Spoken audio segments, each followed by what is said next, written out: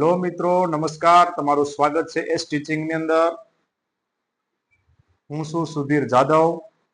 આ લેક્ચરમાં આપણે જોશું નીચેની સમસ્યા ઉપરથી દ્વિચલ સુરેખ સમીકરણ યુગ્મ મેળવો અને તેનો ઉકેલ આદેશની રીતે મેળવો. બરાબર. તો અહીંયા મિત્રો કંઈક અલગ રીતે આપેલું છે.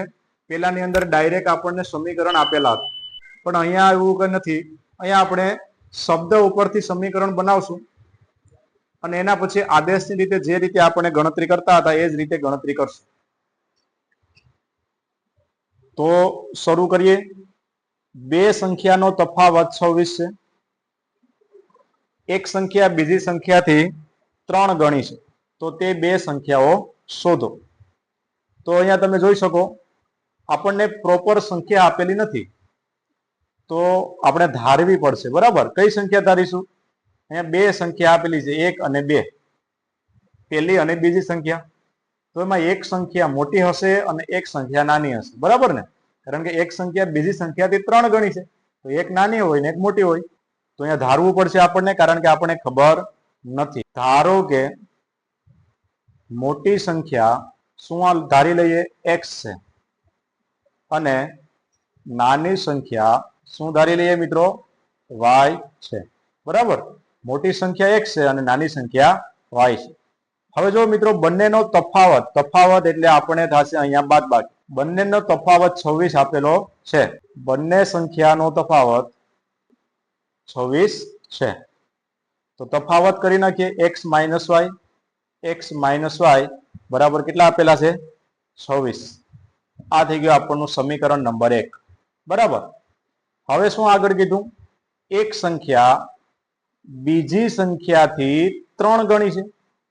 તો અહીંયા લખીએ, એક સંખ્યા બીજી સંખ્યાથી 3 ગણી છે. કેટલા ગણી છે? 3.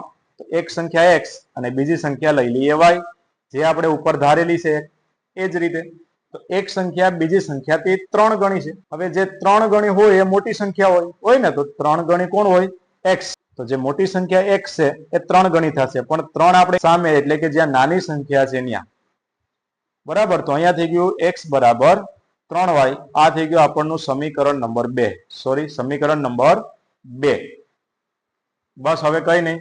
અહીંયા જે x ની કિંમત છે સમીકરણ 1 માં મૂકી દઈએ. બરાબર.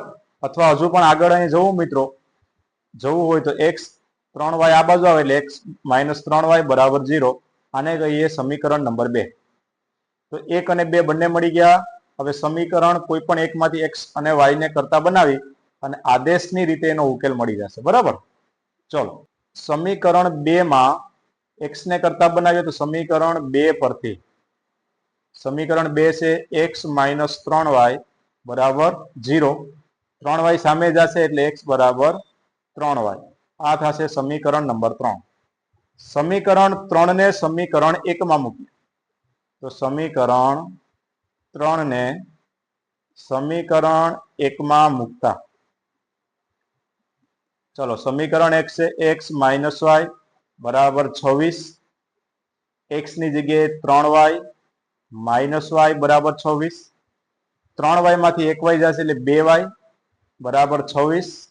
તો y બરાબર 26 ના છેદમાં આવશે 2, તો 13 2 થશે 26. તો y બરાબર 13. આ થઈ ગયો આપણનો આન્સર નંબર 1. એટલે કે નાની સંખ્યા કેટલી મળી આપણને? y 13 મળી ગઈ. હવે આ y ને કેમાં મૂકીએ? સમીકરણ 3 ની અંદર. તો y ની કિંમત સમીકરણ 3 માં મૂકતા, ચલો સમીકરણ નંબર 3 બોલો જો. x બરાબર 3y. x એમને એમ 3 પણ એમ જ રહેશે. y બરાબર આવશે 13. તો x બરાબર 13 3 39. આ મળી ગઈ આપણને x ની કિંમત 39. આ થઈ ગયો આપણનો આન્સર. બરાબર. તો બસ આ જ આપણા બે આન્સર છે. તો નાની સંખ્યા અને મોટી સંખ્યા આપણે મેળવવાની હતી. બરાબર. તો મોટી સંખ્યા કઈ થશે?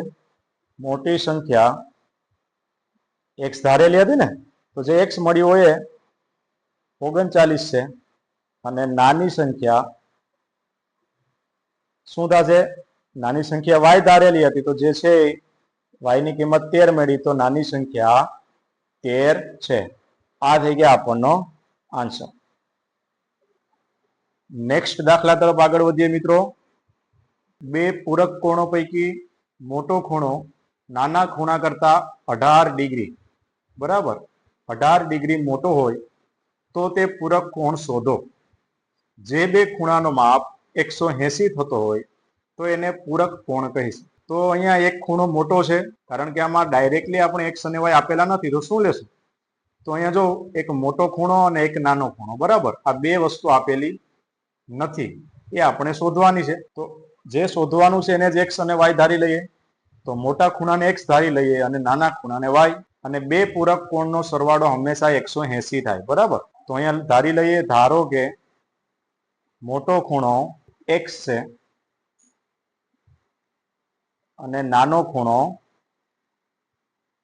y છે, બરાબર. હવે બંને પૂરક કોણ છે, એટલા માટે પૂરક કોણનો સરવાળો 180 થાય. તો અહીંયા લખશું x પ્લસ y. આ બંને ખૂણાનો સરવાળો કેટલો થાય મિત્રો? 180. તો x પ્લસ y બરાબર 180. આ થઈ ગયું સમીકરણ નંબર 1. હવે આગળ આપણે શું કીધું? મોટો ખૂણો નાના ખૂણા કરતા 18 ડિગ્રી મોટો છે. તો આ x, આ મોટો ખૂણો, અને આ બરાબર y. હવે કોણ મોટું છે 18 ડિગ્રી? તો મોટો ખૂણો મોટો છે. ત્યાં આપણે 18 ઉમેરવાના નહીં થશે, પણ ક્યાં પ્લસ કરીશું? એની સામે. તો જ બંને સરખા થશે. x માઇનસ y બરાબર 18 માઇનસ આ y સામે ગયા એટલે માઇનસ થઈ ગયા, તો x માઇનસ y બરાબર 18. આ થઈ ગયું આપણનું સમીકરણ નંબર 2. હવે કશું નથી, સમીકરણ 2 ની અંદરથી x ને કરતા બનાવી લઈએ. તો x માઇનસ y બરાબર 18 તો આપેલા જ છે. તો x 18 માઇનસ y આ બાજુ આવશે તો કેવા થશે? Plus y. આ થઈ ગયું સમીકરણ નંબર 3. સમીકરણ 3 ની કિંમત સમીકરણ 1 માં મૂકીએ. તો સમીકરણ 1 માં મૂકતા સમીકરણ 1 આપેલું છે x પ્લસ y બરાબર 180. x ની જગ્યાએ મૂકીશું 18 પ્લસ y પ્લસ y બરાબર 180. 18 એમને એમ, y પ્લસ y એટલે 2y બરાબર 180. 18 સામે જશે એટલે 2y બરાબર 180 માઇનસ 18. તો 2y બરાબર 180 માંથી 18 જશે એટલે રહેશે 162, બરાબર. તો y બરાબર શું થાય? 162 ના છેદમાં 2. છેદ ઉઠશે એટલે કેટલા આવશે? 81 2 162 થશે. તો y બરાબર કેટલો જવાબ આવ્યો મિત્રો? સોરી, y બરાબર જવાબ આવ્યો આપણનો 81. આ થઈ ગયો આપણનો આન્સર, બરાબર. અહીંયા y ની કિંમત આપણને મળી ગઈ 81. મિત્રો અહીંયાથી આ સાઈડ લખેલું છે, બરાબર. હવે y ની કિંમતને શેમાં મૂકીએ? સમીકરણ 3 માં. તો y ની કિંમત સમીકરણ 3 માં મૂકતા, તો સમીકરણ 3 છે x બરાબર 18 પ્લસ y. x એમને 18 એમને, y ની કિંમત આપેલી છે આપણને 81. 18 પ્લસ 81 એટલે કેટલા થશે મિત્રો? 99. તો x ની કિંમત થઈ ગઈ આપણનો 99, બરાબર. તો અહીંયા બસ લખી નાખીએ, મોટો ખૂણો, મોટા ખૂણાનું માપ કેટલું મળ્યું? મોટો ખૂણો અહીંયા x ધારેલો હતો તે મળી ગયો આપણે 99. અને નાનો ખૂણો, નાના ખૂણાનો માપ આપણે અહીંયા y ધારેલો હતો, તો y ની કિંમત મળી ગઈ 81. તો આ થઈ ગયા આપણના આન્સર. 99 પ્લસ 81 કરીએ એટલે 180 જવાબ આવશે, બરાબર ને? કારણ કે પૂરક કોણનો સરવાળો 180 થાય. નેક્સ્ટ, ક્રિકેટ ટીમના કોચે 7 બેટ અને 6 દડાઓ 3800 રૂપિયામાં ખરીદી કરી. પછીથી તેને તે જ કિંમત વાળા 3 બેટ અને 5 દડા 1750 રૂપિયામાં ખરીદેલા છે.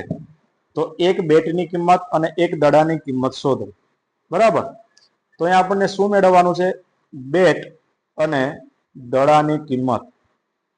તો બસ જે મેળવવાનું છે એને ધારી લઈએ. ધારો કે ધારો કે એક બેટની કિંમત x રૂપિયા છે, બરાબર, x રૂપિયા છે, રૂપિયાની નિશાની કરી દઈએ, x રૂપિયા છે, અને એક દડાની કિંમત કેટલા રૂપિયા છે મિત્રો? y રૂપિયા છે. હવે પેલી શરત જે આપેલી છે એ જ રીતે સમીકરણ બનાવવાનું, એટલે આપણને ઈઝી પડે. જો મિત્રો 7 બેટ અને 6 દડા, 7 બેટ અને 6 દડાની કિંમત કેટલા રૂપિયા છે? 3800 રૂપિયા છે, બરાબર. તો બસ 7 બેટ, તો એક બેટ x રૂપિયાની હોય તો 7 બેટ કેટલા રૂપિયાની થાય? 7x ની, પ્લસ એક દડાની કિંમત y રૂપિયા હોય તો 6 દડાની કિંમત કેટલી થાય મિત્રો? 6y, બરાબર. આ બંને થઈને કેટલા રૂપિયાની ખરીદી કરી? 3800 રૂપિયાની. તો અહીંયા આવશે 3800. આ થઈ ગયું મિત્રો સમીકરણ નંબર 1. એવી જ રીતે બીજી શરત, તે જ કિંમત વાળા 3 બેટ અને 5 દડા, તો 3 બેટ અને 5 દડાની કિંમત કેટલા રૂપિયા છે? 1750 છે, બરાબર. તો 3 બેટ, એક બેટની કિંમત x રૂપિયા છે, 3 બેટની કિંમત કેટલી થાય? 3x, પ્લસ એક દડાની કિંમત y હોય તો 5 દડાની કેટલી કિંમત થાય? 5y, બરાબર. બે થઈને 1750 રૂપિયા. આ થઈ ગયું સમીકરણ નંબર 2.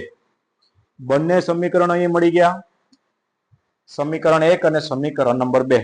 એકમાંથી x અને y ને કરતા બનાવીએ, તો સમીકરણ 2 માંથી x ને કરતા બનાવીશું.